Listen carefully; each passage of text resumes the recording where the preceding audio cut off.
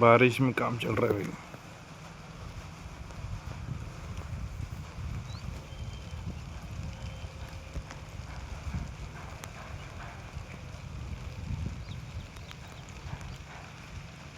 ये हमारे घर के बाहर बाहर काम चल रहा, काम चालू आहे। आपल्या घराच्या मागे काम चालू झालेलं आहे। अगदामध्ये पण घर होऊन जाईल, इकडे पुरा पट्टा भरून जाईल।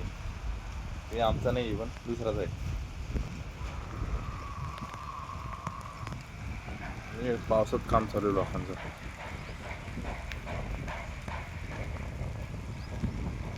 किंवा इथं समजा